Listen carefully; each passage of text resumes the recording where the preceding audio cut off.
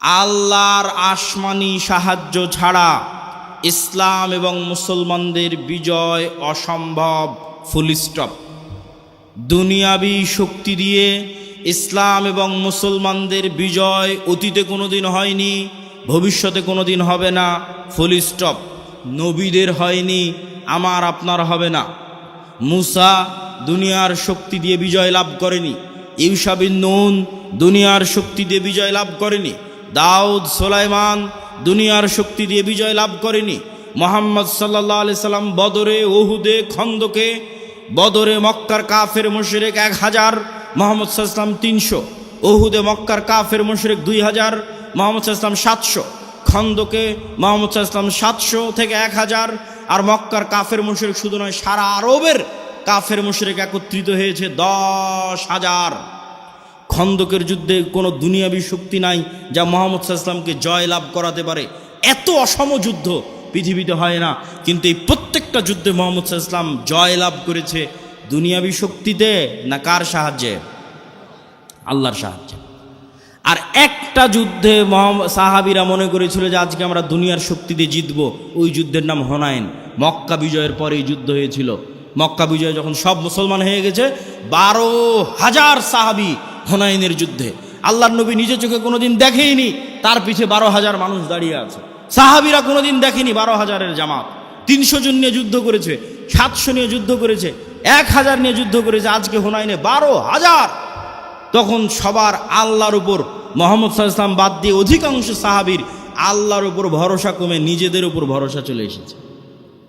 যে আজকে high confidence, Mecca বিজয় করেছি আর এখন হুনাইনের যুদ্ধ আমাদের পরাজিত করে কে?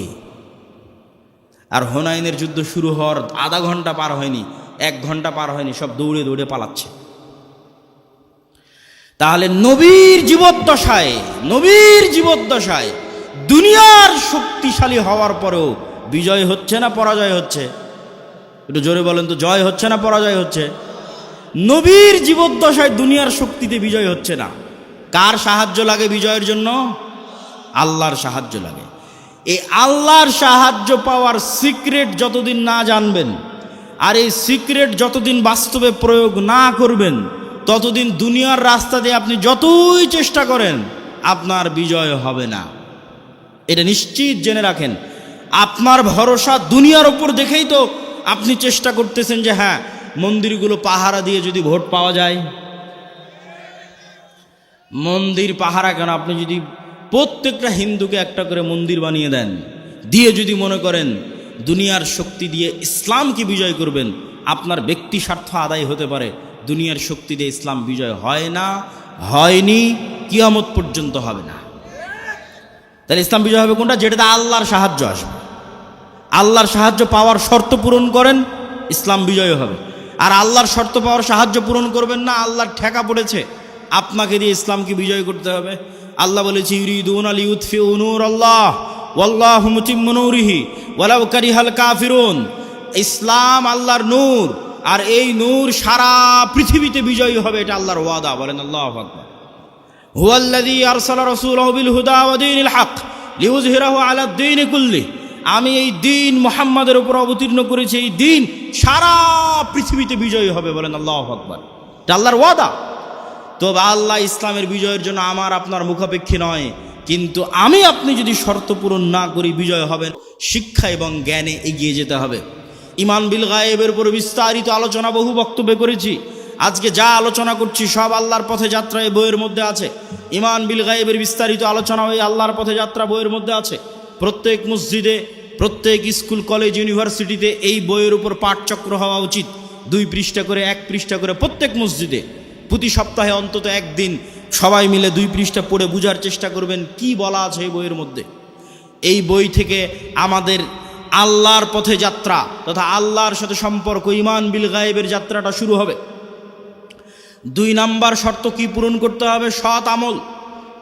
দেখেন, মুহাম্মদ সাল্লাল্লাহু আলাইহি ওয়াসাল্লাম বদরের যুদ্ধের দিন এত লম্বা সালাত, এত লম্বা দোয়া, এত লম্বা রাতের সালাত, যা আবু বকর রাদিয়াল্লাহু তাআলা আনহু পর্যন্ত ক্লান্ত হয়ে গেছে। আল্লাহর নবী, আপনি নবী, আপনার এত রাতের সালাতের প্রয়োজন? আল্লাহর নবী কেন রাতের সালাতে দাঁড়িয়ে আছে জানেন? আল্লাহর নবী আমার আপনার চেয়ে গায়েব বেশি জানে। আমার আপনার চেয়ে গায়েবের মূলনীতি ওনার জানা আছে, আল্লাহ ওনাকে ওহির মাধ্যমে জানিয়ে রেখেছে। সেটা কি? সেটা হচ্ছে তুমি বদরের যুদ্ধে তোমার শক্তি দিয়ে জিততে পারবে না। মুহাম্মদ, তোমার শক্তি দিয়ে বদরে বিজয় হবে না। বদরে বিজয় হবে কার সাহায্যে? আল্লাহর সাহায্যে। আর আল্লাহর সাহায্য পাওয়ার সিক্রেট হচ্ছে রাতের সালাত। তুমি আল্লাহর সাহায্য পেতে চাও, যত বড় নবী হও রাতের সালাতে দাঁড়াতে হবে। ফাতাহাজ্জাত বিহি নাফিলাতাল লাক আসা ইয়াবআসাকা রাব্বুকা মাকামাম মাহমুদা। তুমি সর্বশ্রেষ্ঠ নবী হওয়ার পরও আল্লাহর সাহায্য আসমান থেকে দুনিয়াতে আনার জন্য শ্রেষ্ঠতম নবী হওয়ার পরও তোমাকে রাতের সালাতে ঘন্টার পর ঘন্টা দাঁড়িয়ে থাকতে হবে। আর বাংলার মানুষেরা স্বপ্ন দেখে নামাজ 5 ওয়াক্ত সালাত আদায় না করেই খালি ভোট দিয়ে ইসলামকে বিজয় করে দিবে। অসম্ভব, এটা অসম্ভব, ইম্পসিবল। আপনাকে ন্যূনতম আল্লাহর সাহায্য পাওয়ার পূর্ব শর্ত পূরণ করতে হবে। সেই পূর্ব শর্তের 2 নম্বর হচ্ছে সৎ আমল। রাতের সালাত না পারেন 5 ওয়াক্ত সালাত ঠিক রাখতে হবে। আর রাতের সালাত আর সকাল সন্ধ্যের জিকির মোস্ট পাওয়ারফুল। সকাল সন্ধ্যের জিকির কেন পাওয়ারফুল? মুসা আলাইহিস সালাতু ওয়াস সালাম ফেরাউনের উপর বিজয় লাভ করবেন, অথচ মুসা আলাইহিস সালাম আমার এবং আপনার চেয়ে দুর্বল। মুসা আলাইহিস সালামকে আল্লাহ বলছে, যাও ফেরাউনের কাছে, ওয়ালা তানিয়া ফি যিকরি, সব সময় আমাকে স্মরণে রাখবা, জিকির ভুলবা না। জিকির না করলে তুমি জিততে পারবে না। জাকারিয়া আলাইহিস সালাতু ওয়াস সালাম আল্লাহর কাছে সন্তান চাইলেন, আল্লাহ বললেন সন্তান হবে। বন্ধা স্ত্রী, বার্ধক্য বয়স, কেমনে সন্তান হবে আল্লাহ আলামত বলেন। আল্লাহ বললেন সকাল সন্ধ্যা জিকির করো, সন্তান হবে। সকাল সন্ধ্যা জিকির পৃথিবীর এমন বড় সিক্রেট, যা দিয়ে পৃথিবীর এমন কোনো অসম্ভব নয়, যা সম্ভব করা সম্ভব নয়। মুসা যদি ফেরাউনকে পরাজিত করতে পারে, এই অসম্ভব যদি সম্ভব হয়ে যেতে পারে, জাকারিয়াকে যদি আল্লাহ সন্তান দিয়ে দিতে পারে, তো সকাল সন্ধ্যার জিকির দিয়ে পৃথিবীর সব অসম্ভবকে সম্ভব করা যাবে। কেন আপনার এই ইয়াকিন থাকতে হবে, ইউসাব্বিহু লিল্লাহি মা ফিস সামাওয়াতি ওয়া মা ফিল আরজ, আসমান জমিন এবং তার মধ্যে যা কিছু আছে, জীব জন্তু, জড়বস্তু, জড় পদার্থ, কীট পতঙ্গ, এই টিস্যু, এই বই, মাইক, মোবাইল, এই কাঠের ডায়াস, এই ক্যামেরা, যা দেখতে পাচ্ছি, এরা এখনো 24 ঘন্টা আল্লাহর তাসবিহ পাঠ করতেছে। বলেন আল্লাহু আকবার। এটা গায়েব। এই গায়েবের মূলনীতি আল্লাহ কোরআনে দিয়ে দিয়েছে, যে তোমরা তো গায়েব জানো না, তোমাদেরকে জানিয়ে দিচ্ছি। এরা সবাই তাসবিহ পাঠ করতেছে। তাহলে আপনিও যখন সকাল সন্ধ্যার জিকির করবেন, এরাও আপনার সেই তাসবিহ বুঝবে। সুলাইমান আলাইহিস সালামেরটা বুঝতো, সুলাইমান আলাইহিস সালাম ওদেরটাও বুঝতো। এরা পরস্পর আমি যদি সুবহানাল্লাহ বিহামদিহি সুবহানাল্লাহিল আযীম বলি, এগুলো সব কিয়ামতের মাঠে সাক্ষী দিবে।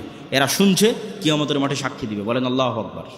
মুয়াজ্জিনের আজান যত দূর পর্যন্ত যাবে, এই প্রত্যেকটা জীবজন্তু, কীট পতঙ্গ, জড়বস্তু, জড় পদার্থ, এরা শুনে, এরা নিজেরা তাসবিহ পড়ে, এরা মানুষের তাসবিহ শুনে।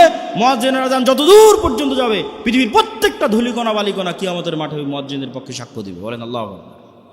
এই জন্য জিকির মোস্ট পাওয়ারফুল, সবচেয়ে পাওয়ারফুল। আল্লাহ আসমান জমিন সৃষ্টি করেছেন আওয়াজ দিয়ে, আল্লাহ আসমান জমিন ধ্বংস করবেন আওয়াজ দিয়ে। পৃথিবীর প্রত্যেক জীবজন্তু, জড়বস্তু, জড়পদার্থ সবসময় আওয়াজ বের করতেছে, আল্লাহর তাসবিহ পাঠে আওয়াজ বের করতেছে। সব ফেরেশতা সবসময় আল্লাহর তাসবিহ পাঠে আওয়াজ বের করতেছে। আওয়াজ সবচেয়ে মোস্ট পাওয়ারফুল। এই জন্য মুসলমানদের মোজেজা মুসা আলাইহিস সালাতু ওয়াস সালাম, মুহাম্মদ সাল্লাল্লাহু আলাইহি ওয়াসাল্লামের মোজেজা মুসা আলাইহিস সালামের লাঠির চেয়ে, ঈসা আলাইহিস সালামের মৃত্যুকে জীবিত করার চেয়ে বেশি পাওয়ারফুল। কেন? মুহাম্মদ সাল্লাল্লাহু আলাইহি ওয়াসাল্লামের মোজেজা কোরআন, সরাসরি আল্লাহর আওয়াজ। বলেন আল্লাহু আকবার। কোরআন পড়ে কে, বুঝে কে, জানে কে, শিখে কে? কোরআনের মধ্যেই মুসলমানদের মুক্তির রাস্তা আছে, গোলামি থেকে মুক্তির রাস্তা আছে। সম্মানিত উপস্থিতি, আমরা বক্তব্য দীর্ঘায়িত করব না, রাত গভীর করার পূর্বেই বক্তব্য শেষ করে দিব। তাহলে আমরা আমাদের পূর্ব শর্ত, যা গায়েবী মদদ পাবো, 1 নম্বর শর্ত ঈমান বিল গায়বি ইয়াকিন থাকতে হবে। 2 নম্বর শর্ত সৎ আমল থাকতে হবে।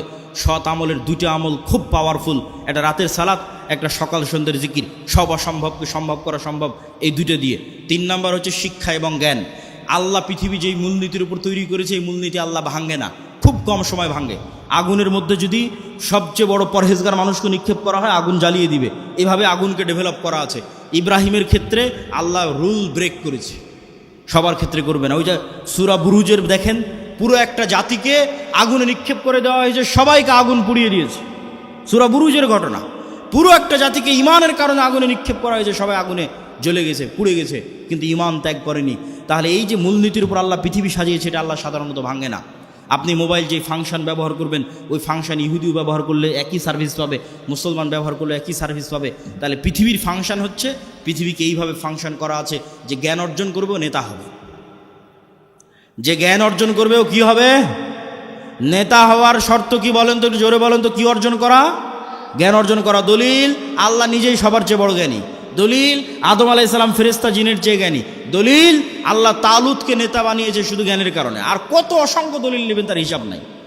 আজকে ইহুদি এবং খ্রিস্টানেরা পড়াশোনা, জ্ঞান, গরিমা, গবেষণা নিয়ে ব্যস্ত, আর মুসলমানের সন্তানেরা জুয়া, ফেসবুক, টুইটার, টিকটক, বিড়ি, সিগারেট, নেশা, আইপিএল, বিশ্বকাপ, ফুটবল, গণতন্ত্রের রাজনীতি, চাঁদাবাজি, যত সময় নষ্টের রাস্তা আছে এই সময় নষ্টের রাস্তায় ব্যস্ত। আপনি বলেন নেতাকে আর গোলামকে? ঢাকা বিশ্ববিদ্যালয়ে বড় স্ক্রিন লাগিয়ে যারা খেলা দেখে সময় নষ্ট করতেছে ওরা গোলাম, না অক্সফোর্ড ক্যামব্রিজে যারা পড়াশোনা জ্ঞান অর্জন করছে ওরা গোলাম? এই মূলনীতি আল্লাহ সুবহানাহু ওয়া তাআলা ভাঙবেন না যতক্ষণ না আপনি চেষ্টা না করেন। হ্যাঁ, আপনি যদি চেষ্টা করেন যে হ্যাঁ আমি জ্ঞানী হব, এই জ্ঞানী হওয়ার পাশাপাশি আগের যদি সব শর্ত পূরণ থাকে, যা যা বলেছি, আপনার যদি সৎ আমল থাকে, আপনি যদি সত্যবাদিতা, ন্যায়পরায়ণতার উপর অটল থাকেন, বিক্রি না হন, আপনার যদি ঈমান বিল গায়বে ইয়াকিন থাকে, তাহলে এরকম যদি 500টা উসমান হাদি তৈরি হয়ে যায়, এরকম যদি 500 যুবক তৈরি হয়ে যায়, তাহলে শুধু বাংলাদেশের ক্ষমতা নয়, সারা পৃথিবীর ক্ষমতা অর্জন করতে পারবেন। বলেন আল্লাহু আকবার। কোরআনের মধ্যে শুধু বাংলাদেশের ক্ষমতা অর্জনের রাস্তা দেওয়া নাই, সারা পৃথিবীর ক্ষমতা অর্জনের রাস্তা দেওয়া আছে। আল্লাহ সুবহানাহু ওয়া তাআলা আমাদেরকে কবুল করুক। বলেন আল্লাহুম্মা আমিন। আমরা যেন আমাদের একটা প্রজন্মকে এই আদর্শগুলোর উপর গড়ে তুলতে পারি। এই জন্যই তো আমরা মক্তব করছি, এই জন্যই তো মাসিক আল ইতিসাম আপনাদের নিতে বলছি, এই জন্যই তো আমাদের মক্তবের সিলেবাস আমার লেখা, যাতে আপনাদের সন্তানদের ব্রেনের মধ্যে আমরা এই জিনিসগুলো ঢুকিয়ে দিতে পারি। আমি জানি না কেন এখনও আপনারা মক্তবের ট্রেনিংয়ের জন্য আপনাদের শিক্ষকদের পাঠান না। যাতায়াত খরচ লাগে না, বই পুস্তকের খরচ লাগে না, থাকা খাওয়ার খরচ লাগে না, তারপরেও আপনি মক্তবের ট্রেনিংয়ে নাই, শুধু প্রোগ্রাম নেওয়ার সময় আছেন। এই সিস্টেম পরিবর্তন করতে হবে। মক্তবি মূল, শতভাগ মুসলমানের সন্তানকে কোরআন ও দ্বীন শিখাতে হবে। কোথায় শিখাবো? জামিয়া সালাফিয়ায়? সম্ভব নয়। জামিয়া সালাফিয়া বা মাদ্রাসায় সারা বাংলাদেশের 2% ছেলে মেয়ে পড়ে। শতভাগ মুসলমানের সন্তানকে কোরআন ও দ্বীন শিখাতে চাইলে মসজিদেই যেতে হবে, মক্তবে যেতে হবে। এই জন্য আমি কড়া করে বলেছি যে মসজিদের এসি বিক্রি করে তোমরা মক্তব চালাও। এই জন্য বলেছি ওই কমিটিকে পদত্যাগ করাও যে মসজিদে মক্তব চালাতে পারে না, আর টাইলস খুলে নিয়ে গিয়ে মক্তবে শিক্ষকের বেতন দাও। তুমি বুঝো না শিক্ষার গুরুত্ব, জ্ঞানের গুরুত্ব? ইহুদি খ্রিস্টানদের থেকে দেখে শিখতে পারো না? শুধু দুনিয়াবি সাজ সজ্জা, চাক চিক্ক দিয়ে নেতৃত্ব হয় না। জ্ঞান ছাড়া নেতা হওয়ার কোনো রাস্তা নাই। এই জন্য মক্তব পরিচালনা করতে হবে, শিক্ষকদের ট্রেনিং দিতে হবে, মাসিক আল ইতিসাম প্রতি মাসে নিতে হবে। এত ব্যস্ততার মধ্যে প্রতি মাসে 3টে লেখা থাকে মাসিক আল ইতিসামে, আমার নিজের সম্পাদকীয় থাকে, মিন্নাতুল বাড়ি থাকে, স্বাভাবিক একটা প্রবন্ধ থাকে। আপনাদের আজকের একদিনের নাস্তার চাইতেও 1 মাসের একটা মাসিক আল ইতিসামের দাম কম। ওই মাসিক আল ইতিসাম যদি আপনি না নেন, না পড়েন, তাহলে আপনার কাছে আমি মেসেজটা পৌঁছাবো কীভাবে? এই একদিনের তো এটা অস্থায়ী সম্পর্ক। এই জন্য মাসিক আল ইতিসাম, মক্তব, জামিয়া সালাফিয়ার সাথে শিক্ষা প্রতিষ্ঠানগুলোকে মুআদালা করা, এবং আমাদের যে কর্জে হাসানা প্রজেক্ট আমরা চালু করেছি মুসলিম বাইতুল মাল, সুদের বিরুদ্ধে যুদ্ধ করার জন্য, মুসলিম সন্তানদেরকে অর্থনৈতিকভাবে সুদ মুক্ত রাখার জন্য আমাদের এই মুসলিম বাইতুল মালের কর্জে হাসানা প্রজেক্টে আমরা ইতিমধ্যেই 30-এর অধিক মানুষকে কর্জ দিয়েছি। প্রায় 15 থেকে 20 লক্ষ টাকার কাছাকাছি আমাদের কর্জ দেওয়া আছে। এটা ধীরে ধীরে আরও বাড়তেছে। যদি রিটার্ন, মানুষ যদি ধোকা না দেয়, এই প্রজেক্ট থেকে যদি মানুষ রিটার্ন দেয় বিনা সুদে 90%-এরও বেশি, তাহলে ইনশাল্লাহ একদিন এই প্রজেক্ট বাংলাদেশে বিপ্লব নিয়ে আসবে। বলেন আল্লাহ কবুল করুক, আল্লাহুম্মা আমিন। একদিন এটা বাংলাদেশের শতভাগ ইসলামী ব্যাংকে পরিণত হয়ে যাবে ইনশাল্লাহ, যদি আল্লাহ কবুল করে। বলেন আল্লাহুম্মা আমিন। এই জন্য আমরা কি আহ্বান করেছি জানেন? আমরা আমাদের কর্জে হাসানা ফান্ডে কারো দান চাই না। কেন? আমরা চাই মানুষের মধ্যে কর্জে হাসানা কালচার তৈরি হোক। আপনি আপনার ব্যাংকে যে টাকা ফেলে রেখেছেন, আপনার বিকাশে নগদে যে টাকা ফেলে রেখেছেন, ফিক্সড ডিপোজিট করে রেখেছেন, আল্লাহর বাস্তে ওই টাকা উঠিয়ে আমাদের মুসলিম বাইতুল মালের কর্জে হাসানা ফান্ডে জমা দেন। আপনার যখন প্রয়োজন আবার উঠিয়ে নেবেন। আমরা আপনার ওই টাকা থেকে ন্যূনতম একটা অংশ, দেখা যাচ্ছে 10-2%, 3% একটা অংশ হয়তো আমরা দিনী ভাইদের কর্জ দিচ্ছি। আবার ওই কর্জ যখন রিটার্ন আসছে তখন আবার সেখানে ওইটা অ্যাড হয়ে যাচ্ছে। আর আপনি যখন চাচ্ছেন তখন আপনি ফেরত পেয়ে যাচ্ছেন। আলহামদুলিল্লাহ, আমাদের অনেক ভাই আমাদের কর্জে হাসানা ফান্ডে তাদের টাকা জমা রেখেছে এবং তাদের যখন প্রয়োজন হচ্ছে তখন তারা ফেরতও নিচ্ছে।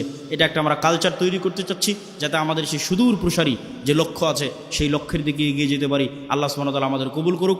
আর সবার প্রতি তত্ত্ব আহ্বান থাকবে, আমাদের বইগুলোকে মূল্যায়ন করবেন, বিশেষ করে আল্লাহর পথে যাত্রা এবং শায়েখ আব্দুর রাজ্জাক বিন ইউসুফের যে বই আছে, সালাতের বই, দোয়ার বই, আর জামিয়া সালাফিয়ার জন্য দোয়া করবেন এবং শরীফ ওসমান হাদি ভাই সহ বাংলাদেশের জন্য দোয়া করবেন।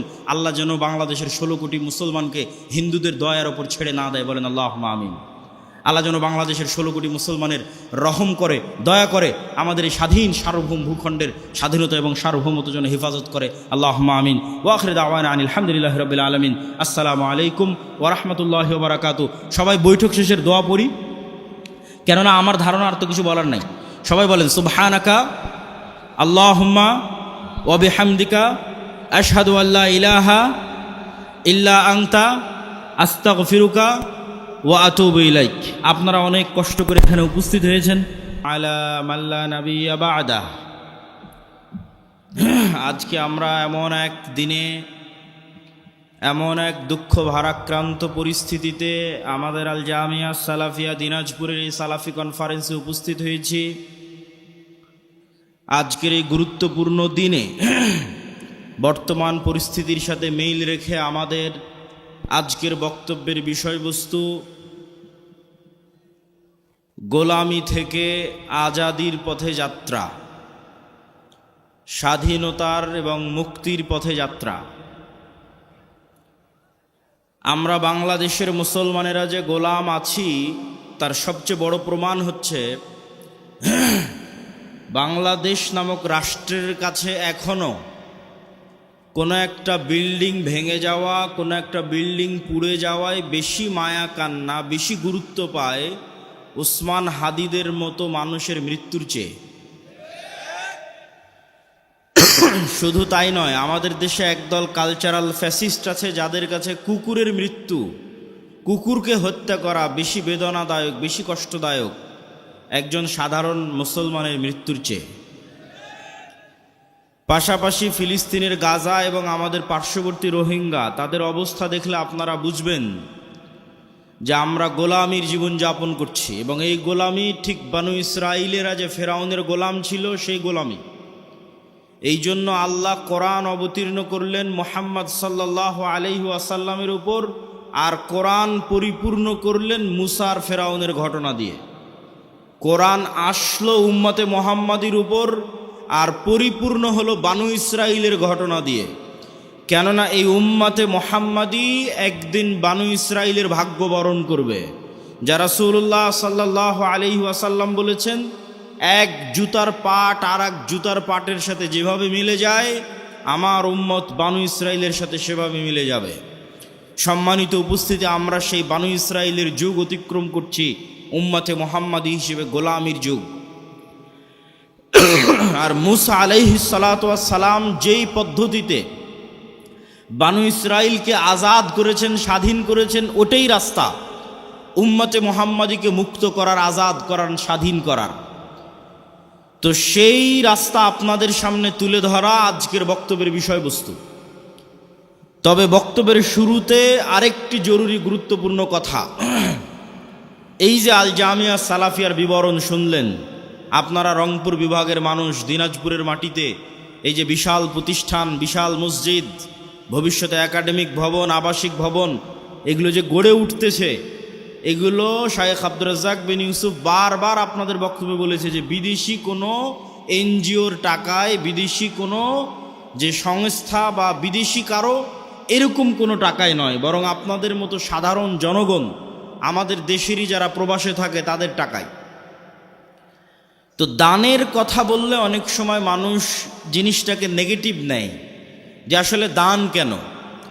এই জন্য 2-5 মিনিট দানের একটু কারণ শোনেন যে দান কেন। আল্লাহ সুবহানাহু তাআলার মূলনীতি অনুযায়ী পৃথিবীতেও যদি মানুষ বিপদে পড়ে টাকা দিয়ে বাঁচার চেষ্টা করে, কেস, কোর্ট কাচারি, মামলা মোকদ্দমা, মেডিকেল, এই যে ওসমান হাদিকে নিয়ে যাবে সিঙ্গাপুর, হেলিকপ্টার ভাড়া 50 লক্ষ টাকা, তাহলে দুনিয়াতে বিপদ আপদ পড়লে মানুষের টাকা লাগে। তো কিয়ামতের মাঠেও মানুষ যখন বিপদে পড়বে তখন টাকা দিয়ে বাঁচা যাবে, আল্লাহই টাকা দিয়ে বাঁচার সুযোগ করে দিবেন। কিন্তু আজকে দুনিয়াতে বিপদে পড়ে ওর কাছ থেকে চেয়ে নিয়ে টাকা একত্রিত করতেছি, কিয়ামতের মাঠে কারো কাছ থেকে চেয়ে টাকা একত্রিত করার সুযোগ থাকবে না।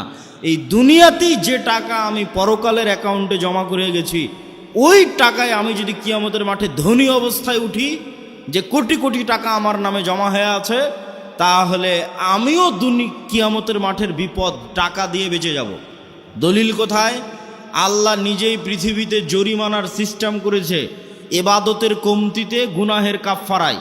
রমজান মাসে যখন তুমি স্ত্রীর সাথে সাংসারিক জীবনে গেছো, তখন তোমার কাফফারা হচ্ছে গোলাম আজাদ করা, 60 জন মিসকিনকে খাওয়ানো।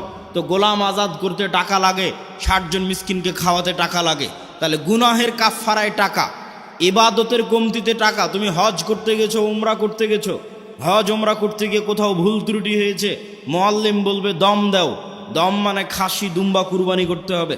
তাহলে ইবাদতের কমতিতে টাকা। এখন পৃথিবীর কোনো মানুষ গ্যারেন্টি দিতে পারবে না যে আমি আমার ইবাদতের জোরে জান্নাতে যাব, কেননা কেউ গ্যারেন্টি দেওয়া কঠিন যে আমি ফরজ সালাত একদিনও মিস দেইনি, একদিনও কাজা করিনি 10 বছর বয়স থেকে। কেউ যদি গ্যারেন্টি দেয় হ্যাঁ আমি গত 30 বছর 40 বছর এক ওয়াক্ত কাজা করিনি, এটা গ্যারেন্টি দেওয়া কঠিন যে এই যে এক ওয়াক্ত আমি কাজা করিনি আর প্রত্যেক ওয়াক্ত সালাতের শুরু থেকে শেষ পর্যন্ত আমি শুধু আল্লাহকে স্মরণে রেখেছি, এটা গ্যারেন্টি দেওয়াও কঠিন। এই জন্য মানুষ ইবাদতের চ্যালেঞ্জে জান্নাতে যাওয়ার চ্যালেঞ্জ দিতে পারবে না, ঠিক গুনাহ থেকে মুক্ত থাকার গ্যারেন্টি কেউ দিতে পারবে না যে আমি নিষ্পাপ, আমি নিষ্কলুষ, আমি পাপ মুক্ত, এই গ্যারেন্টি কেউ দিতে পারবে না। তাহলে জান্নাতের গ্যারেন্টি কোথায়? জান্নাতের গ্যারেন্টি দুধের রাস্তায়। ইন্নাল্লাহা আশতারা মিনাল মুমিনিনা আনফুসাহুম ওয়া আমওয়ালাহুম বিআন্না লাহুমুল জান্নাহ। মানুষ যদি তার পৃথিবীর সবচেয়ে দামি সম্পদ, তার জীবন, তার নফস, তার রূহ আল্লাহর রাস্তায় জীবন দিয়ে শহীদ হয়ে যায়, তাহলে ওই শহীদের রক্তের ফোঁটা মাটিতে পড়ার আগেই তার যত ইবাদতের কমতি আছে আর তার যত গুনাহের কাফফারা আছে সব মাফ হয়ে যায়। বলেন আল্লাহু আকবার। তাহলে নিশ্চিত জান্নাতের গ্যারেন্টি হচ্ছে জীবন দিয়ে শহীদ হওয়া। 2, নিশ্চিত জান্নাতের গ্যারেন্টি হচ্ছে টাকা দিয়ে জান্নাত কিনে নেওয়া। ইবাদতের কমতিও পূরণ হবে টাকা দিয়ে, গুনাহের কাফফারাও হবে টাকা দিয়ে। তবে নতুন করে টাকা বানানো যাবে না, এখন দিয়ে রাখতে হবে, তাহলে ওইটা হবে। তবে আল্লাহর সাথে এই ব্যবসা, আল্লাহর সাথে এই বিজনেস ডিল লাভজনক। কি লাভজনক আল্লাহর সাথে এই ব্যবসায় বিজনেস ডিল? কেন লাভজনক? আল্লাহর সাথে এই বিজনেস শতভাগ লাভজনক। আপনি গুলশানে জমি কিনেন, ঢাকায় জমি কিনেন, রংপুর বিভাগে জমি কিনেন, এই যে জমি কিনবেন, আপনি টাকা দিলেন, জমি নিলেন, তাই এখন যে আপনি দান করছেন এই টাকা কি আল্লাহর কাছে যাচ্ছে? কথা বলেন না যে আল্লাহর কাছে যাচ্ছে? যায় না তো। এই টাকা দিয়ে যদি একটা ফ্যান কিনা হয় তাহলে ওই ফ্যানের বাতাস আপনিই খাবেন। এই টাকা দিয়ে যদি বিল্ডিং হয় ওই বিল্ডিং আপনার ছেলেই পড়বে। এই টাকা দিয়ে যদি গরু জবাই হয় ওই গরুর গোস্ত আপনিই খাবেন। তাহলে মাঝখান থেকে ফাও ফাও ফিরি ফিরি আপনি জান্নাত পেয়ে যাচ্ছেন। বলেন আল্লাহু আকবার। এই জন্য এর চেয়ে লাভজনক ব্যবসা আর নাই যে টাকা দিয়ে জান্নাত কিনবো আবার টাকাটা আমি ব্যবহার করব। টাকা দিয়ে জান্নাত কিনবো আবার টাকা আমি ব্যবহার করব। মসজিদে আমি সালাত আদায় করবো, মাদ্রাসায় আমার ছেলে মেয়েই পড়বে, ফ্যান এসির বাতাস আমিই খাবো, যদি নিজে কুরবানি দিই কুরবানির গোস্ত আমি খাবো। শুধু ফাও ফাও ফিরি ফিরি আল্লাহ জান্নাত দিয়ে দিলেন। এই জন্য